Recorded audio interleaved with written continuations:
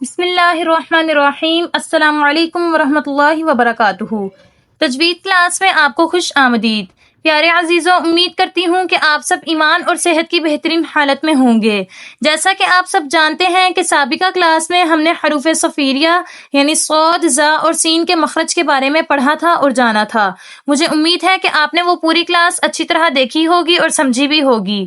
تو آج ہماری تجوید کورس کی کلاس نمبر 14 ہے، جس کا آغاز ہم نے انشاءاللہ مخرج نمبر 15 سے کرنا ہے۔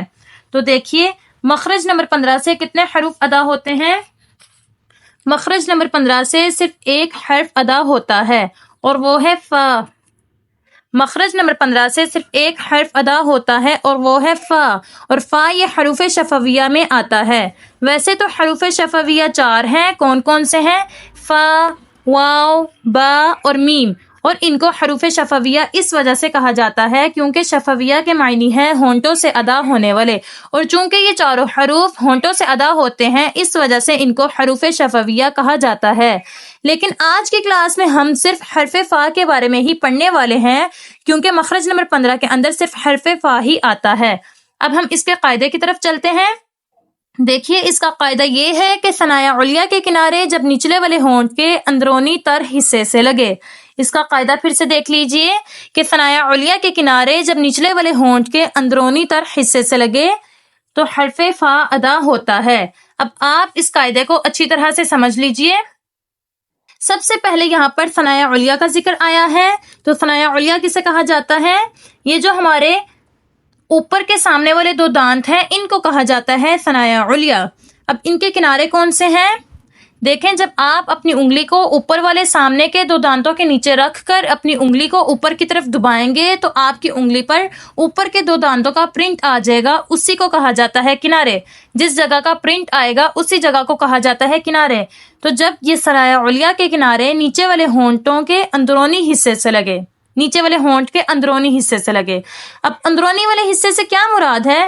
یعنی کہ جو تر والا حصہ ہوتا ہے، گیلے والا حصہ ہوتا ہے ہونٹ کے اندر کی طرف، تو جب نیچے والے ہونٹ کے اندرونی حصے سے ثنایا علیہ یعنی اوپر کے سامنے والے دو دانتوں کے کنارے لگیں گے تو حرف فا ادا ہوگا۔ کیسے؟ فا، فا، فا۔ اور جب آپ نے فا کو ادا کرنا ہے تو آپ نے اس کے اندر سختی بالکل بھی نہیں کرنی، یہ بالکل نرمی سے ادا ہوتا ہے۔ اب ہم اس کی مشق کر لیتے ہیں، لیکن مشق کرنے سے پہلے آپ یہ بات یاد رکھیے گا کہ فا یہ مرقق ہے، باریک پڑھا جانے والا حرف ہے، تو آپ نے اس کے اندر سختی نہیں کرنی، آپ نے اس کو بالکل نرمی سے ادا کرنا ہے، بالکل ہلکا پڑھنا ہے، منہ بھر کے اس کو آپ نے نہیں پڑھنا۔ دیکھیے، فا زبر فا، فا زیر فی، فا پیش فو، فا فی فو، فا فی فو۔ سختی اس کے اندر آپ نے بالکل بھی نہیں کرنی۔ تو مجھے امید ہے کہ آپ کو آج کی کلاس بھی اچھی طرح سمجھ آئی ہوگی، اور اگر آپ کو اس کلاس سے تھوڑا سا بھی فائدہ حاصل ہوا ہے تو آپ اس ویڈیو کو اپنے دینی بھائیوں اور دینی بہنوں میں لازماً شیئر کیجیے گا، تاکہ یہ آپ کے لیے اور ہمارے لیے صدقہ جاریہ بنے۔ اور اگر آپ اس چینل پر نئے ہیں تو اس چینل کو لازمی سبسکرائب کیجیے گا اور بیل آئیکن کو بھی لازمی پریس کیجیے گا، تاکہ ہماری نئی آنے والی کلاسز آپ تک بآسانی پہنچ سکیں۔